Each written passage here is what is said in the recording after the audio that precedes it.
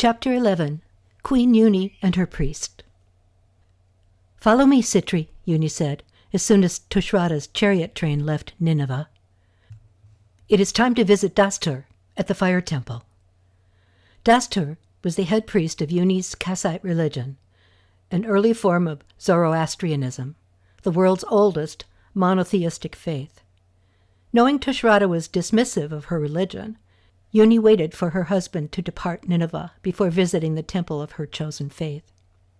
To Zoroastrians, God is known as Ahura Mazda, which means wise Lord.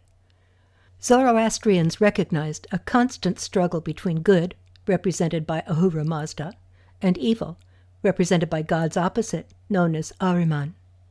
In their temples, a sacred fire was kept burning to signify an eternal flame, a symbol of God's divine light. "Where's Dastur?" Yuni asked a priest as they entered the sanctuary. She knew the fellow was a Magi because he was wearing a braided hemp necklace. Dried stalks of the plant were woven together into a chain as an amulet for protection. He replied respectfully, recognizing her as his queen. "He is overseeing Haoma preparation, Your Excellency," the fellow replied. "Follow me," he said, and turned to lead her to the rear of the nondescript temple. As they walked, they heard rhythmic clacking noises coming from the direction they were heading. "What is that noise?" Sitri asked. "It is part of the Haoma ritual, Sitri," Yuni replied.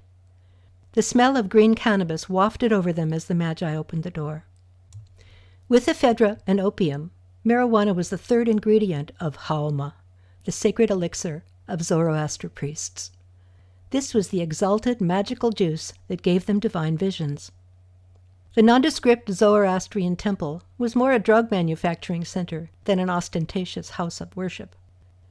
The fire altar in the front half was the public venue, a place for the faithful to hear sermons and receive the Holy Sacrament on special occasions. 3 priests were making the rhythmic drumbeat as they pulverized soaked stalks of cannabis in large stone bowls. Their efforts changed the marijuana from stiff reeds, leaves, and buds to milk. Then the crushed and oozing mass was placed into a large pot, which had a hole in the bottom covered with a wool filter. The filtered cannabis juice was then mixed with water, Syrian rue milk, poppy seeds, and even almonds, depending on ingredient availability and the desired outcome of the narcotic high. After it was offered as a libation to the gods, the remainder of the haoma was consumed by the priests and the worshippers. It was highly valued for its stimulating hallucinogenic effect. Acknowledging his royal guests, Dastur allowed the scribe to oversee the operation while he moved the royals to a quiet place.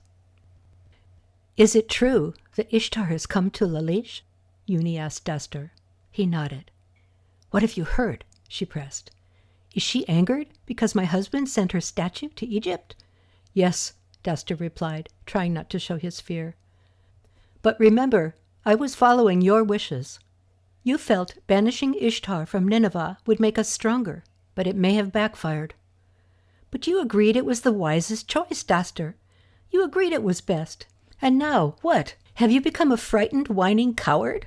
Are you really so afraid of Ishtar's appearance?" "I am not afraid, Your Highness, simply careful. I feel we are playing with fire and need to be cautious." "What have you heard that worries you?" Yuni asked. "Nothing at all from the source. Joseph, Ishtar's priest in Nineveh, has not said a word about it.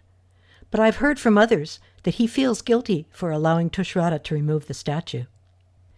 "Sitri and I are leaving for Lalish tomorrow morning, Dastur. I would like you to accompany us." "I cannot, Your Majesty. I must oversee this Haoma harvest. The preparation of the sacred elixir is too important to leave to my underlings. We need the Haoma to help us survive the impending argument of the gods." "Surely the strength of Ahura Mazda will be enough, Dastur. Why do you feel so vulnerable?" "I have learned the talisman that came from Ishtar's womb is in Ankh, my queen. This tells me Ishtar has the gods of Egypt with her. The Ankh is a symbol of life itself to our Egyptian friends, and the reason the Yazidi priests are sure she is Ishtar. If this is so, we will be outnumbered. This is my great fear." "Then it is even more imperative that you see her yourself." "I need your help, Dastur. You are the most powerful high priest west of the Zagros. You must accompany me to Lalish. I am bringing chariots and soldiers, and will use them if necessary." "I am unclear, Your Majesty. What is your reason for the visit? What good are the feeble war instruments of men against the power of gods?" "If this is truly Ishtar, I believe something happened to her when she returned to Earth. I've been told she is currently in a weakened state and is being nursed to health by the Yazidi priests.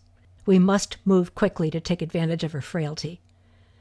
The Ankh Ishtar brought to Lalish must be the instrument she uses to wield her power. If we can wrest it from her, she will be forever weak."